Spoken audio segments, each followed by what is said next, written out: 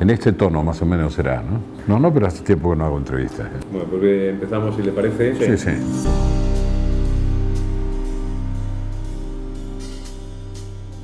Se habla de los derechos de Puigdemont, incluso como diputado, cosa que me parece absolutamente indiscutible. Lo que pasa es que en el paquete de ciudadanía hay derechos y obligaciones. Y él no está exento de obligaciones. La primera obligación que tiene es ponerse a disposición de la justicia, puesto que es un prófugo de la justicia. Y esa obligación parece que la olvida, no está dispuesto a cumplirla. Confunde la inmunidad parlamentaria con la impunidad, o se recupera la institucionalidad, y la institucionalidad es el Estatuto de Autonomía en el marco constitucional, o se corre el riesgo de perderla. De tal manera que algunas veces he dicho, oiga, piensen que están más cerca de perder autonomía que de ganar independencia. Espero que el gobierno, en este caso, no haga lo que hemos visto que ha hecho, esperar que pase el 1 de octubre y después pasar el 1 de octubre, con todos los errores que se cometieron, pregunte, dígame sí o no ha proclamado la independencia. Es una cosa, a mí me he recordado más bien a Hitler. Yo creo que la vis irredentista del nacionalismo siempre está presente. Y además está presente desde un discurso inevitablemente supremacista. Entonces, ¿en qué momento aflora eso? Es obvio que se puede convivir, porque tienen derecho a ser nacionalistas, incluso a sentirse independentistas. Se puede hacer una convivencia con eso. Yo nunca he tenido un grave problema de convivencia. Después se han hecho mucha fantasía. ¿Cómo imagina Cataluña en 5 años, no más de 5? Bueno, si excluye uno el aventurerismo independentista, yo lo que temo es que esta falta de responsabilidad de personalidades como la de Puigdemont ponga en riesgo todo el problema, todo el desafío de descentralización, que creo que ha sido y es muy positivo desde el punto de vista del funcionamiento de España como Estado y como nación. Si Puigdemont fuera consciente, cosa que no lo creo, fuera consciente de que está mucho más poniendo en peligro, mucho más la autonomía que consiguiendo la independencia, probablemente reaccionarían. Y de hecho hay gente que veo que está reaccionando dentro de ese mundo, ¿no? A mí mismo me habían acusado de corrupción, todavía me siguen acusando de ser millonario, de no sé cuántas cosas más. Uno tiene tendencia, si conoce lo que hace, a desconfiar de lo que dicen de otros. Pero bueno, nosotros pagamos mucho más precio por la corrupción de lo que se ha pagado por emplear el lenguaje habitual a la derecha, sí, sin duda alguna. Pero creo que eso no es un hándicap, ¿eh? Yo creo que la posición de la izquierda en términos históricos debería ser más exigente y más exigida en temas de corrupción. Por tanto, eso no es lo que me perturba. A mí me perturba que la sociedad vote a gente sabiendo que roba o que se queda con dinero público. Me perturba, y me perturba porque solo hay una explicación. Todos lo hacen, y si todos lo hacen, por lo menos estos son los míos, o algo así, ¿no? Esto es lo que pervierte también el sentido aspiracional de la sociedad. Yo creo que eso de todas maneras se está acabando, ¿eh?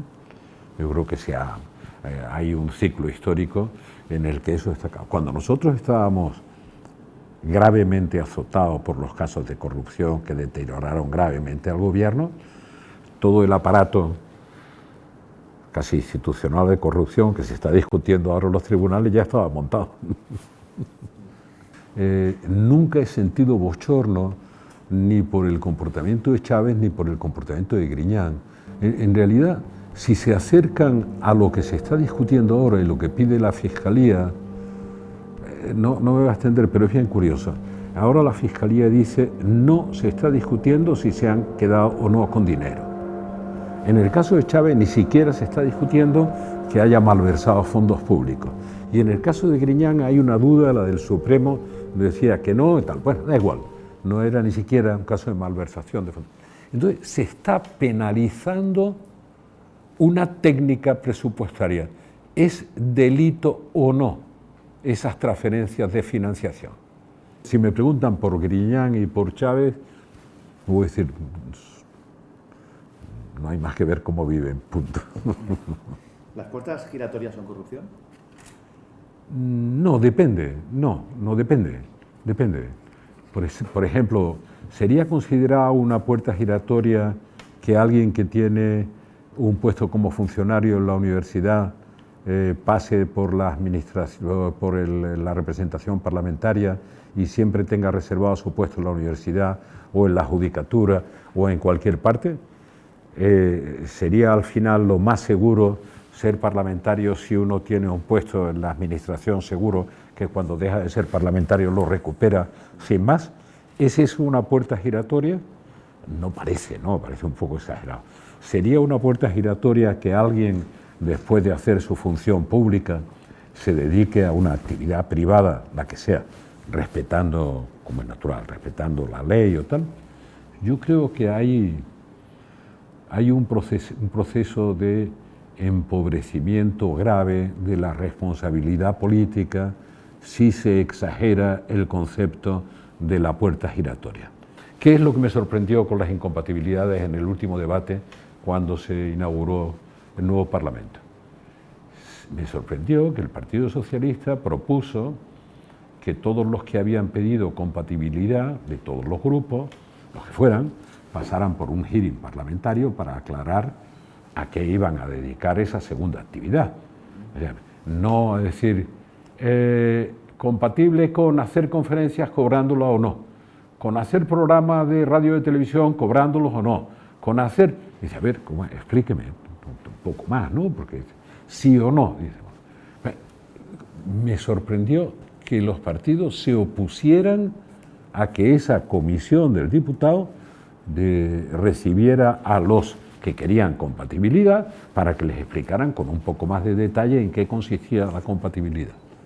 Cuando digo me sorprendió, lo digo de buena fe, porque los nuevos partidos me parecía a mí que iban a estar en punta de lanza de eso, pero no. Pero es cierto que hemos visto a lo largo de todos estos años muchos ministros que han ocupado carteras que luego han pasado, cuando dejaban su función pública, a la actividad privada en las mismas empresas donde esas carteras tenían intereses. En la misma no. Muy parecidas. No, cuando ha pasado el tiempo suficiente como para... Son de, sí, los 2 años no, a mí que me machacaron por eso no habían pasado, no habían pasado 2 años, habían pasado 15. Sí, pero daba igual, dice, ¿no? La incompatibilidad debe haber sido ya eterna. Bueno, como es natural. Hay un conflicto, claro. Que podría ser eterna, ¿no? Daría igual, decir, mira, usted es eternamente incompatible con cualquier actividad. Podría ser, ¿no? O con este tipo de actividades. Pero bueno, digo, el problema está, y además no en nuestro país, está en todos los países. Merece la pena reflexionar coste-beneficio. Los países que más han gritado por las incompatibilidades son los que forman un sistema cerrado, curiosamente, de aparato público, nomenclatura y ocupación de todo. La abdicación, que si fue necesaria. Bueno, yo creo que, primero, hay muchas interpretaciones. Fue una decisión absolutamente personal del rey, como no podía ser de otra manera. Fue una decisión del rey, fue oportuna, absolutamente oportuna. Lo hizo desde el punto de vista de la preservación institucional. A mí me consta como a casi nadie más que lo hizo por eso. Lo que me marcó del gobierno, ya que me preguntáis una cosa tan personal, es que desde que salí del gobierno rechazo tener un teléfono utilizable en la habitación.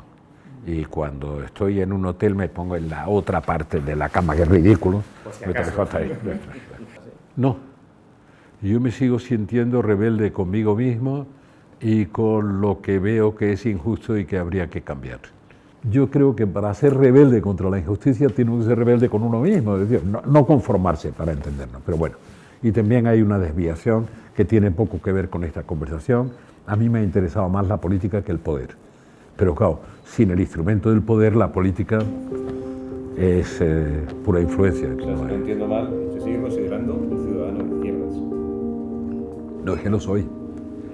No, digo, lo soy. Las autocalificaciones me molestan, ¿no? Las propuestas que hago son propuestas solidarias, progresistas, que luchan contra la injusticia. Creo que cuando la ideología se usa como un escudo que lo que hace es proteger la ausencia de ideas, se está pervirtiendo. Si abres la coraza, el escudo, y ves que el mono está desnudo de ideas, el discurso ideológico vale para nada. Qué mal eso. 29 años de historia del diario El Mundo, nunca le había dado una entrevista. 29 años de historia está en El Mundo ya, sí, está bien. No, pero yo no lo sé, pero yo no tengo una respuesta que sea, digamos, me habla del diario El Mundo y no del que fue su director durante mucho tiempo, ¿no? Diario El Mundo. No, pero claro, es que para mí entonces el ejercicio es más difícil. Yo creo que en la vida uno no elige los amigos, y por eso hablo más de la dirección del Mundo que del diario como tal, porque obviamente periodistas, no de los antiguos, no de los nuevos que habéis llegado, hay periodistas a los que le tengo mucha consideración y me parecen muy brillantes como periodistas. Son dos cosas, ser brillante y tener consideración, porque se puede ser brillante o no considerarlo. Pero digo, en la vida yo siempre he pensado que los amigos no se eligen, que lo único que uno está en condiciones de elegir es con quien no toma café, que son los enemigos. Y además, para que la vida no sea muy incómoda, tienen que ser pocos. Entonces yo tengo 4 o 5 personas con las que no tomo café, punto. Es una decisión. Recuerdo que una vez me encontré con que Kohl tenía el mismo problema con Der Spiegel, que era muy gracioso. Y además, por cierto, hace unos años, no sé qué, hicieron una conversación, pero formal, ¿no? Con la dirección del periódico, hicieron ahí una... Pero no hay ninguna explicación más que eso. Vale. ¿Con quién no tomas café? Entiendo que ahora sí, porque puede tomar café con nosotros. Pero incluso no han traído el café, pero sí. Parece muy... Ni un vaso de agua. Para sorpresa de Rocío, no es que lo pensara mucho, digo sí. Entre otras cosas porque os sigo y me interesa lo que escribí. No hay nada personal contra el personal. A veces contra la línea sí es ahora. Rajoy se puede esperar que acabe la legislatura y que se presente a la siguiente, se puede esperar. Ahora, que creo que por primera vez estamos viviendo una especie de fractura dentro de la derecha, como imitando a lo que ha sido históricamente el hábito de la izquierda, ¿no? Creo que en este momento se está produciendo, no se sabe en qué dimensión, una fractura en la derecha. No, es muy difícil ponerse en la cabeza de Rajoy. Si me dice, ¿usted en la situación en la que está Rajoy dejaría paso? Yo le diría sí, con muchísimo gusto. Usted ha dicho que el líder ciudadano le consulta más que el líder de su propio partido. No exactamente, por eso quiero precisar. Bien, no, pues yo digo que yo no aprendí estamos en 2018, hace 20 años que llevaba poco tiempo fuera del gobierno, aprendí a no llamar, a no ser impertinente. Por eso, junto a esa pregunta, me preguntaron si Rajoy hablaba conmigo. Y dije, pues no, debe ser como 4 años que no hablamos, ¿no? Y recuerdo que algún portavoz del PP decía, bueno, pero el teléfono también funciona de la otra manera. Pero yo aprendí que estar fuera del poder significa estar disponible institucionalmente, pero no ser impertinente. ¿Y le llama el líder de su partido? Debo decir, para ser preciso, que antes de Navidades sí me mandó un mensaje de felicitación formal de Navidades y otro mensaje diciendo, a continuación, que a ver si nos veíamos después de estas fechas. Esto es lo que ha ocurrido hasta ahora. En alguna ocasión, Rivera, que lo he visto en algún punto, lo que sea, me ha pedido ver. Y naturalmente le he dicho que sí, sin ningún problema, ¿no? Entonces he charlado 3, 4 veces con él en el último año y medio o cosas así, pues sí, una charla más o menos informal, o sin mayor pretensión, pero vamos, no quiere decir esto que esté disponible para reunirme con todo el mundo que me llame, pues entonces digamos que no haría más que eso, ¿no? Pero bueno, Cuando se trata de responsables políticos tengo más bien la inclinación a decir que sí, ¿no? Me gustaría identificar un proyecto de España, que alguien me respondiera en media hora qué quiere usted que sea este país en política interior y en la proyección exterior en los próximos 5 o 6 años.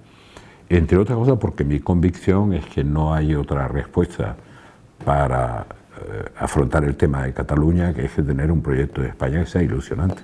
¿Usted cree que ha habido algún error? ¿Habría algún error que asumir en esa batalla contra el terrorismo?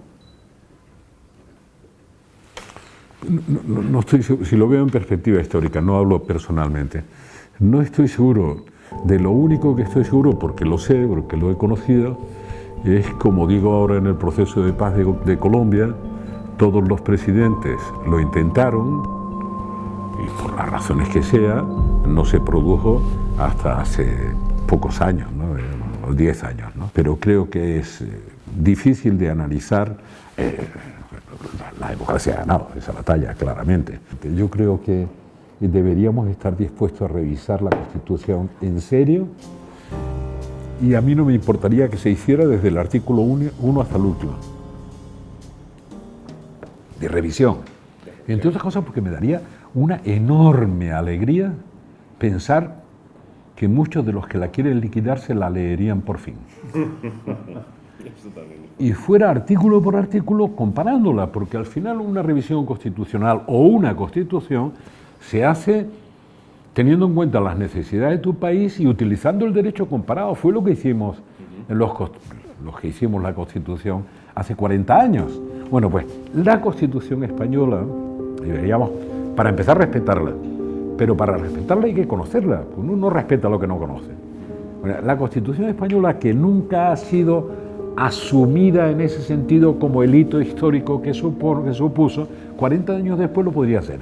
Es perfectamente comparable con las constituciones de las que tomamos inspiración, que eran las más modernas de la época, pero es perfectamente comparable con todas las posteriores porque no llegaron tan lejos como la nuestra, pero que es, desde el punto de vista comparativo, una constitución muy, muy actual, muy.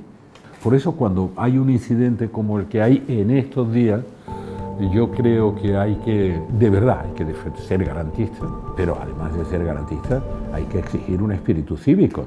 Es decir, usted es portador de derechos que no le discutimos, que defendemos, pero también de obligaciones, que usted no puede discutir. Yo debo reconocer que no he logrado absolutamente nada. No digo es que no han logrado mucho, no. Yo personalmente no he logrado nada. Segunda aproximación, aunque sí le he dicho alguna vez que ha llamado por teléfono 2 minutos Zapatero, oye, cuando quiera nos vemos y hablamos de este tema, debo decir que nunca nos hemos sentado a hablar de Venezuela. Nunca es nunca. La primera vez que me llamó era 4 días antes de las elecciones del 6 de diciembre de 2015, que ganó por 2/3 la oposición. Por teléfono, ¿no? Pero no nos sentamos a hablar. O sea, esta entrevista que estamos teniendo para hablar de los temas de Venezuela nunca la hemos tenido.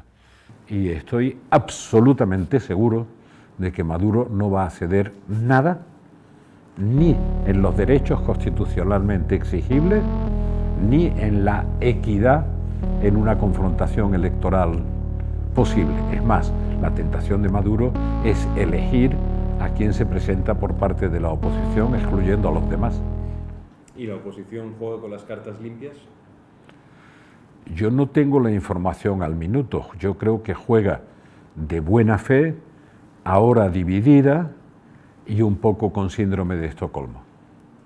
El régimen de Venezuela se ha convertido en una tiranía, como todas las tiranías tienen todas las desventajas de la dictadura y ninguna de las pocas ventajas que son las reglas. Es arbitraria. Entonces allí lo que va a pasar mañana no lo sabemos. Depende de lo que diga la pseudo constituyente esa, que mañana puede decir por unanimidad, no, las elecciones son el 24 de abril. ¿Por qué? Porque lo digo yo. Y punto. De hecho, lo primero que decidieron el 3 de agosto, cuando pasaron de aquellas falsas elecciones de la Asamblea Constituyente, el 3 de agosto del año pasado, lo primero que decidieron fue un decreto de nombramiento de Maduro como presidente de la República. Digamos, como Puigdemont contra su propio estatuto. Dicen, hombre, que el 6 y el 7 de septiembre dejamos derogado el estatuto, la constitución y todo lo demás. Y me está cojonando.